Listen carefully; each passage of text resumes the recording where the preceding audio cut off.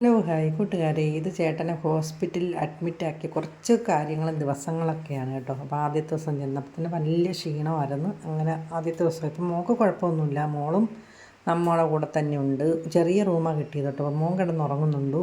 അതങ്ങനെയാണ്, ആരെങ്കിലും അഡ്മിറ്റായി ഞങ്ങൾ 4 പേര് അവിടെ തന്നെ കിടക്കും കേട്ടോ. പിന്നെ മോൻ ഇടയ്ക്കിടയ്ക്ക് പോയി വരും, രാത്രി വീട്ടിൽ പോയി കിടക്കും. ഞാനും മോളും പിന്നെ സ്ഥിരമായിട്ട് അവിടെ തന്നെ നിൽക്കും. അങ്ങനെ കണ്ടോ ചേട്ടനെ കൊണ്ടുവന്ന് ഭയങ്കര കഫം കൂടി ദേഹം കുഴഞ്ഞ് വന്ന് പനി അങ്ങ് മാറിയായിരുന്നു കേട്ടോ. അല്ല മോളുടെ ഓപ്പറേഷൻ കാരണം ചേട്ടൻ ഓടി നടന്നതുകൊണ്ട് ചേട്ടന് പനി ശ്രദ്ധിക്കാൻ പറ്റിയില്ല. അപ്പം സൂപ്പർ പണി കിട്ടി. അങ്ങനെ ആശുപത്രി അഡ്മിറ്റായി കിടന്ന കാഴ്ചകളൊക്കെയാണ് കേട്ടോ. അങ്ങനെ മോളോട് ഇരിപ്പുണ്ട്. ചേട്ടൻ ട്രിപ്പ് ഇറക്കിക്കൊണ്ടിരിക്കുമായിരുന്നു. ചെന്നുടനെ തന്നെ 2-3 ട്രിപ്പ് ഇട്ട് കേട്ടോ. അതിനുശേഷം കുറച്ചൊന്ന് ബെറ്ററായി. പിന്നെ ഇത് പിറ്റേ ദിവസത്തെ കാഴ്ചകളാണ്. പിന്നെ നല്ല ഉഷാറായി കേട്ടോ. പിന്നെ ആവി കൊടുക്കാനൊക്കെ തുടങ്ങി.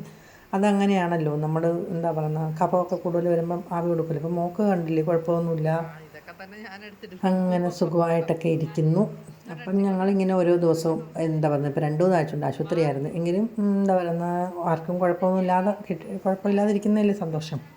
അങ്ങനെ ചേട്ടന് തന്നെ ആവി 2-3 നേരം കൊടുക്കും കേട്ടോ, രാവിലെയും ഉച്ചയ്ക്കും വൈകിട്ടും. അപ്പോൾ അത്രയ്ക്കങ്ങ് കഫമായിപ്പോയി. ശ്രദ്ധിക്കാതെ നടന്നിട്ടാണ്. ചേട്ടൻ കുളിക്കുമായിരുന്നു. അങ്ങനെ ഇത് പിന്നെ അതിൻ്റെ പിറ്റേന്ന് ദിവസം 5 ദിവസം കിടന്നു കേട്ടോ. അപ്പോൾ രാവിലെ ഡ്രസ്സൊക്കെ മാറി അങ്ങനെ ഇരിക്കും. ഞാനും മോളും വീട്ടിലോട്ട് പോകാനുള്ള തയ്യാറെടുപ്പാണ്. ഞങ്ങൾ രാവിലെ വീട്ടിൽ വരും, എന്നിട്ട് തിരിച്ചു പോകും. അപ്പോൾ എനിക്ക് 2 ദിവസമൊക്കെ സിന്ധുജ ചോറൊക്കെ ആക്കി തന്നു. പിന്നെ ഒരു ദിവസം ഞാൻ പോയി വെച്ച് അങ്ങനെയൊക്കെ പോയി. എല്ലാ ദിവസം മൊത്തം നമ്മൾ പുറത്തുനിന്ന് വാങ്ങിച്ച് ചെയ്തു കേട്ടോ. ഹോസ്പിറ്റലിൽ നിന്ന് വീട്ടിലോട്ട് വന്നതാണ് കേട്ടോ. ഇന്ന് ഡിസ്ചാർജാണ്. അപ്പോൾ വന്ന് വീടൊക്കെ ഒന്ന് ഒതുക്കി എല്ലാം ചെയ്തിട്ട് പോകാമെന്ന് വിചാരിച്ചു. ഇനി കുറച്ച് പണികളൊക്കെ ഉണ്ട്. മോൾക്ക് കുഴപ്പമൊന്നുമില്ല കേട്ടോ, മോളെ സുഖമായിട്ടിരിക്കുന്നു. ഞാൻ കാണിച്ചു തരാം. അപ്പോൾ വീട്ടിലോട്ട് വന്ന് തുണി കഴുകാനുണ്ട്. അപ്പോൾ അത് കഴിഞ്ഞിട്ട് പോകണം. അപ്പം മോള് ചെറിയ ചെറിയ പണികളൊക്കെ ചെയ്യാൻ തുടങ്ങി കേട്ടോ. എന്നാലും ഞാൻ ഒരുപാടങ്ങ് ചെയ്യിക്കത്തില്ല. അപ്പോഴത്തേക്ക് അക്കു നന്നായിട്ട് വിശന്ന് പോയി. പിന്നെ മോള് വന്ന് കൂടൊക്കെ ഒതുക്കി ഞാൻ തന്നെയാണ് കഴുകുന്നത് കേട്ടോ.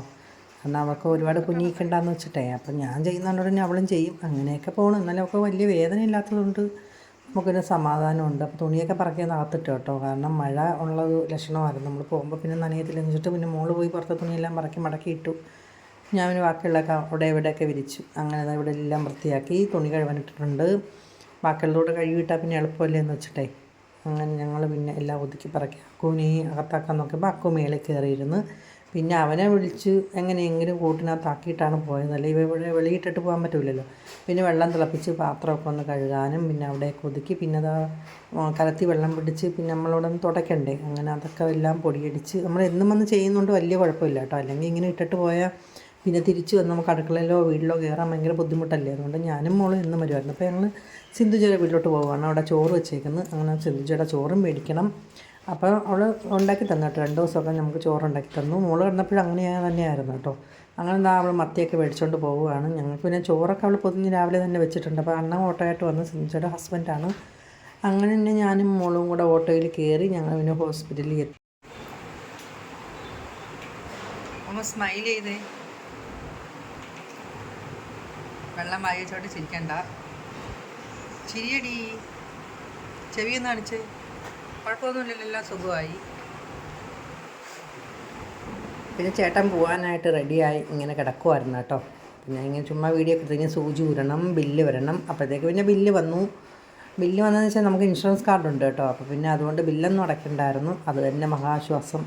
അങ്ങനെ മോള് പിന്നെ അതെല്ലാം എന്തൊക്കെ ബില്ലായെന്നൊക്കെ ഇങ്ങനെ നോക്കിക്കൊണ്ടിരിക്കുകയാണ് കേട്ടോ. ചുമ്മാ വായിച്ച് അങ്ങനെയൊക്കെ ഇരുന്ന് കുറേ സമയം പിന്നെ കഴിയണമായിരുന്നു. കാരണം വൈകിട്ടൊരു ഇഞ്ചക്ഷൻ ഉണ്ടായിരുന്നു. അത് കഴിഞ്ഞതിന് ശേഷം അവർ നമ്മളെ വിടത്തോളം എന്ന് പറഞ്ഞു.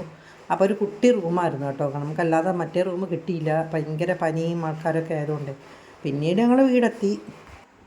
ഞങ്ങളങ്ങനെ വീട്ടിലെത്തി.